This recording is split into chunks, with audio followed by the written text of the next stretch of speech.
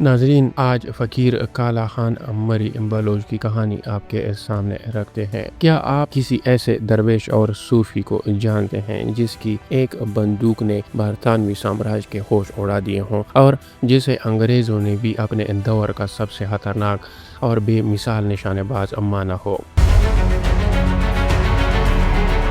فقیر کالا خان عمری بلوچ کی سچی داستان برطانوی استعمار کے خلاف بلوچستان کی تاریخ کا وہ تابناک باب ہے جسے وقت کی دھول میں چھپانے کی ناکام کوشش کی گئی۔ وہ بنیادی طور پر ایک گوشہ نشین، زہد و صوفی اور تسبیح خواں انسان تھے جو اپنی روحانی دنیا میں مگن رہتے تھے۔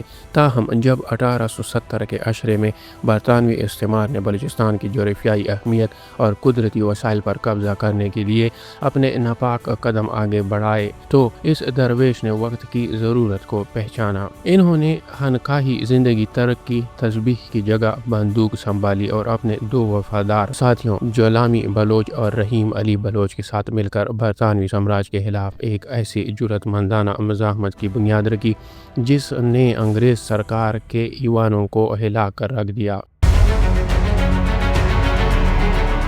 موجودہ ضلع کوہلو کی تحصیل کاہان کے انتہائی دشوار گزار، بے آب و گیا اور سخت ترین پہاڑی سلسلوں میں ان تین مجاہدین نے وہ تاریخی معرکہ لڑا جس کی مثالیں دنیا کی فوجی تاریخ میں کم ہی ملتی ہیں۔ ایک طرف جدید ترین توپوں، خودکار بندوقوں، وسیع رسد اور ہزاروں کی منظم فوج سے لیس برطانوی آرمی تھی اور دوسری طرف صرف روایتی اور ایمان کی طاقت سے لیس یہ چند افراد۔ فقیر کالا خان کی غیر معمولی اور حیرت انگیز نشانہ بازی کا یہ عالم تھا کہ انگریز فوجی پہاڑوں کے درمیان سے گزرنے کی جرأت نہیں کرتے تھے۔ انہوں نے مقامی گوریلا حکمت عملی کو اس مہارت سے استعمال کیا کہ جدید ترین انگریز فوج کو مسلسل 4 سال تک اس پہاڑی پر روکے رکھا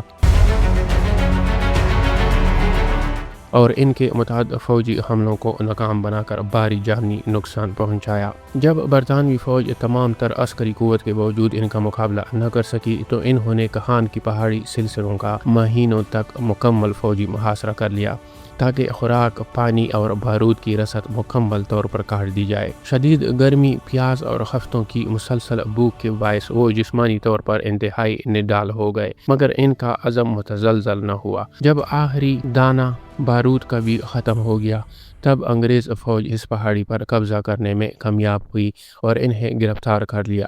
1891 میں ملٹری کورٹ سے سزائے موت پانے والے اس درویش کی شہادت کے بعد برطانوی کمانڈر نے کلکتہ میں قائم وائسرائے کی ہیڈ کوارٹر کو جو تار بھیجا، اس میں اعتراف کیا گیا کہ اس جیسا نشانہ باز نہ پہلے کوئی پیدا ہوا اور نہ شاید آئندہ کبھی پیدا ہوگا۔